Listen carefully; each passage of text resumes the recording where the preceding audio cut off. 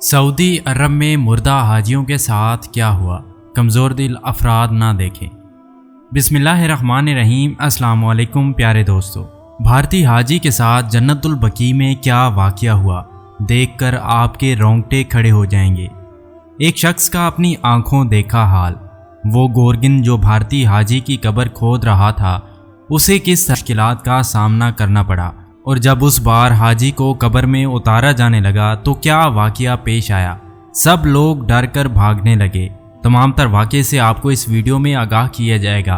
अगर आप इस चैनल पर नए हैं तो चैनल को सब्सक्राइब करके बेल नोटिफिकेशन ज़रूर क्लिक कर दीजिएगा, ताकि हर वीडियो का नोटिफिकेशन आप तक बर वक्त पहुँच सके। तो आइए चलकर आज की वीडियो का बाकायदा आगाज़ करते हैं।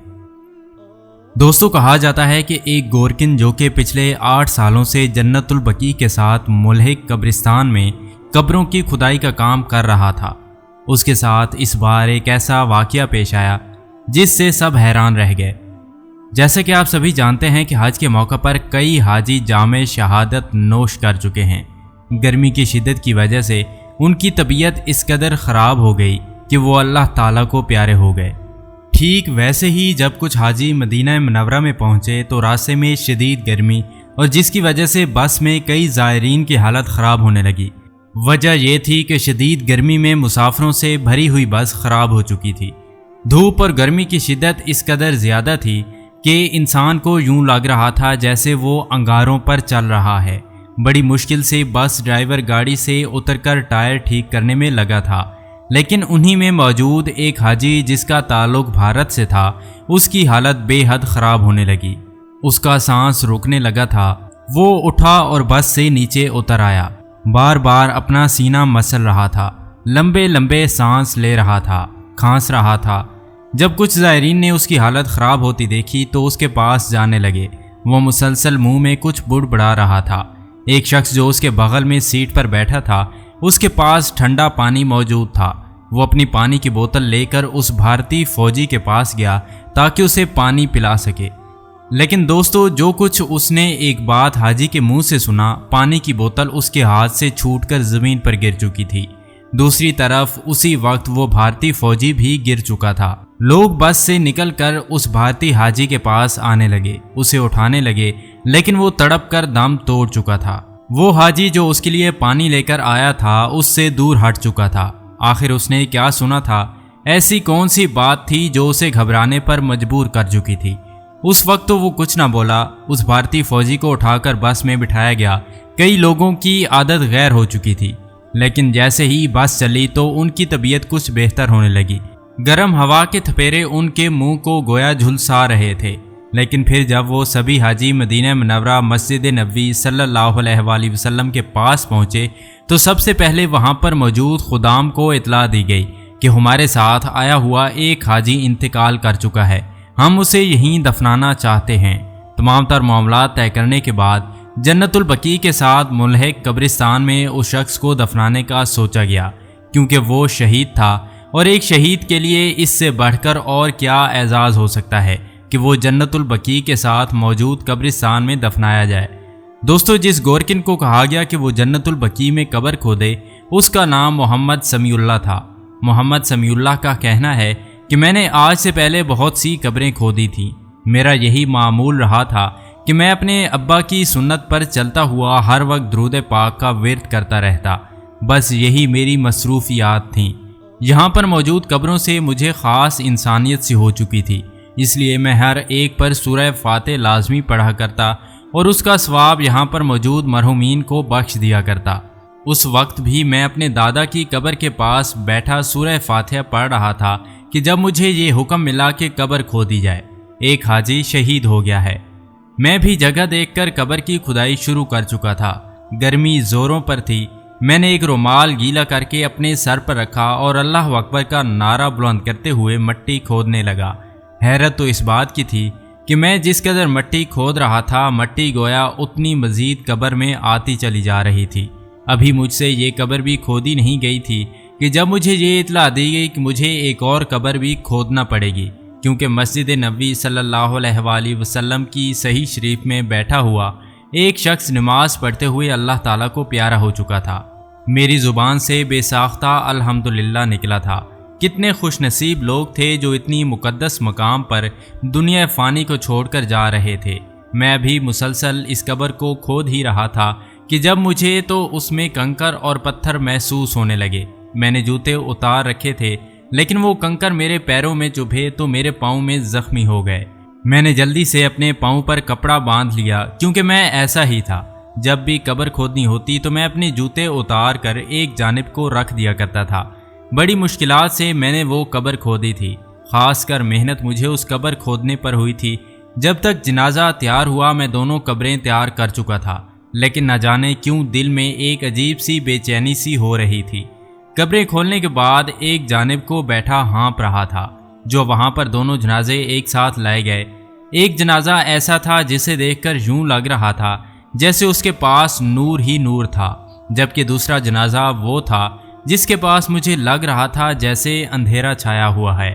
میں ان دونوں جنازوں کو دیکھ رہا تھا۔ جب ان دونوں کو میرے پاس لایا گیا، ایک کے بارے میں کہا گیا کہ یہی مدینہ منورہ کا رہنے والا شخص ہے، جبکہ دوسرے کے بارے میں کہا گیا کہ یہ بھارت کا رہنے والا ہے، حج کی نیت سے یہاں پر آیا تھا، وہ راستے میں انتقال کر گیا۔ سب سے پہلے تو نیک شخص کو قبر میں اتارا گیا، اس کی قبر بند کر دی گئی، لیکن جب دوسرے شخص کو قبر میں اتارا جانے لگا جو کہ بھارتی حاجی تھا، جو مناظر دیکھنے کو ملے وہ ناقابل یقین تھے۔ کوئی بھی یقین نہیں کر سکتا کہ ایسا بھی ہو سکتا ہے۔ دوستو، محمد سمیع اللہ کا کہنا ہے کہ جیسے ہی میں نے باقی لوگوں کے ساتھ مل کر اس بھارتی حاجی کو قبر میں اتارا تو اس سے پہلے کہ اسے قبر میں رکھتا، قبر میں بے تحاشا کنکر دکھائی دینے لگے۔ میں نے فوراً سے ان لوگوں کو روکا، کہنے لگا رک جائیے، ابھی اس کو قبر میں مت اتاریے، قبر میں مجھے کنکر دکھائی دے رہے ہیں۔ اس بات پر وہاں موجود لوگ مجھے برا برا کہنے لگے کہ یہ آپ نے کیا کر دیا، قبر کی صفائی ٹھیک سے کیوں نہیں کی؟ میں بھی گھبرا چکا تھا۔ ارے اس میں میری کیا غلطی تھی؟ میں تو قبر کو بالکل صاف کر کے ہی باہر نکلا تھا۔ بہرحال ایک مرتبہ پھر میں نے قبر کو ہموار کیا اور اس مرتبہ جب اس شخص کو قبر میں اتارا گیا تو مجھے گھٹن محسوس ہونے لگی تھی، بدبو سی پھیلنے لگی تھی۔ ان سب کے باوجود قبر میں اس بھارتی حاجی کو دفنایا گیا۔ مٹی قبر پر ڈالی گئی، لیکن جتنے بھی مٹی ڈالی جاتی وہ کم محسوس ہو رہی تھی۔ میں مسلسل درود پاک کا ورد کر رہا تھا۔ آخر یہ ماجرا کیا ہے؟ انہی لوگوں میں مجھے ایک شخص بھی گھبرایا ہوا کھڑا دکھائی دے رہا تھا جو خاموشی سے یہ سب کچھ دیکھ رہا تھا۔ جیسے تیسے مٹی ڈال کر قبر کو بند کر دیا گیا۔ دونوں پر فاتحہ پڑھنے کے بعد سبھی لوگ جب وہاں سے جانے لگے تو اچانک مجھے زلزلہ آتا ہوا محسوس ہوا۔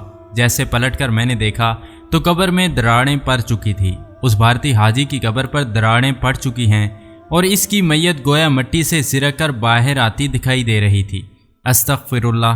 یہ منظر دیکھ کر وہاں موجود سبھی لوگ گھبرا گئے۔ آخر یہ یہاں ہو کیا رہا تھا؟ لیکن چند ہی منٹوں بعد وہ بھارتی فوجی جو بالکل کفن میں لپٹا ہوا قبر میں اتارا تھا، اب اس کے باوجود کفن تو جیسے بالکل کسی سیال مادے سے آلودہ ہو چکا تھا۔ اس کی شکل بالکل بگڑ کر رہ چکی تھی، چہرے پر گویا برسوں کے پرانے زخموں کے نشان واضح ہو چکے تھے۔ اس بھارتی حاجی کی تو شکل ہی پہچاننے لائق نہیں ہو رہی تھی۔ ایک پل کو لوگ اسے دیکھ کر گھبرا گئے، پھر کچھ ہی دیر بعد وہاں سے عجیب و غریب کیڑے نکلنے لگے۔ یہ شخص مر چکا تھا یا زندہ تھا، لیکن قبر سے چلانے کی آوازیں آ رہی تھی جیسے وہ بھارتی زندہ ہو۔ فوراً لوگ آگے بڑھے، گھبرا کر قبر کو کھولنے کی کوششوں میں لگے، لیکن وہ شخص بالکل بے سود پڑا تھا۔ صاف ظاہر تھا کہ اس پر اللہ تعالیٰ کا عذاب نازل ہو چکا ہے۔ قبر میں اس قدر خوفناک کیڑے دیکھ کر کئی لوگ وہاں پر کھڑے ہو کر استغفار کا ورد کرنے لگے تھے۔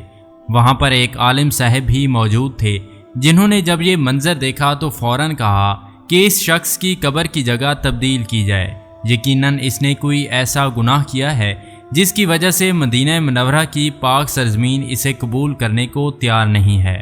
بہتر یہ ہے کہ جس ملک سے آیا ہے اس کی میت واپس بھیج دی جائے۔ سب گھبرا چکے تھے، ہر کوئی اس مسلمان حاجی سمجھ رہا تھا، لیکن تب ہی جس آدمی اس کے لیے پانی لایا تھا اس نے بڑبڑاتے ہوئے سنا تھا، آگے بڑا، عالم صاحب کے پاس کھڑے ہو کر رونے لگا، کہنے لگا غلطی میری بھی ہے جو میں نے خاموشی اختیار کی، میرا اللہ مجھے معاف کر دے۔ میں بھی حیرت سے دیکھ رہا تھا کہ آخر یہ کہنے کیا والا ہے، لیکن جو کچھ وہ بولا وہ ہم سب کے لیے ناقابل یقین تھا۔ دوستو، اگلے پل ہم سب کے تاثرات بدل چکے تھے، کیونکہ وہ شخص کہنے لگا کہ جب اس کی حالت خراب ہوئی اور میں اسے پانی دینے کے لیے اترا تو شاید یہ موت کے ہاتھ لگ چکا تھا۔ گھبراہٹ اور بے چینی اس پر اس قدر چھائی ہوئی تھی کہ یہ رام رام کا نام بول رہا تھا، کالی ماتا حرام بھگوان کے نام لے رہا تھا، یہی کہہ رہا تھا کہ میری مدد کرو، میرا سانس رک رہا ہے، میرا دم گھٹ رہا ہے۔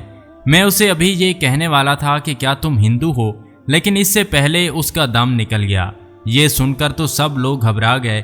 جب اس کی تمام تر معلومات اکٹھی کی گئی تو یہ بات سامنے آ چکی تھی کہ یہ ہندو دراصل ایک منصوبے کے تحت جہاں پر آیا تھا، وہ کسی طرح سے موقع پا کر حج کے لیے آئے زائرین کے درمیان ان کو نقصان پہنچانا چاہتا تھا، تاکہ زائرین کو نقصان پہنچے، لیکن اس سے پہلے ہی اللہ تعالیٰ نے اسے عبرت کا نشان بنا دیا۔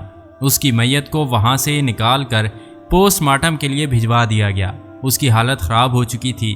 جہاں سے وہ آیا تھا، بھارت کے جس شہر میں وہ رہتا تھا، باقاعدہ اس شرپسند گروہ کے خلاف کارروائی کی جا رہی تھی۔ کہا جا رہا ہے کہ یہ صرف اکیلا نہیں تھا، بلکہ اور لوگ بھی ہیں جو اس وقت زائرین میں موجود ہیں اور مسلمان بن کر گھوم رہے ہیں۔ اللہ تعالیٰ سب مسلمانوں کو اپنی حفظ و امان میں رکھے اور دشمنوں کے شر سے محفوظ رکھے، آمین یا رب العالمین۔ جی تو دوستو، یہ تھی ہماری آج کی ویڈیو۔ آپ کو ہماری یہ ویڈیو کیسی لگی کمنٹس میں ضرور آگاہ کیجیے گا۔ مزید ایسی ویڈیوز کے لیے ہمارے چینل کو سبسکرائب کر دیں۔ ملتے ہیں ایک نئی ویڈیو کے ساتھ، تب تک کے لیے اللہ حافظ۔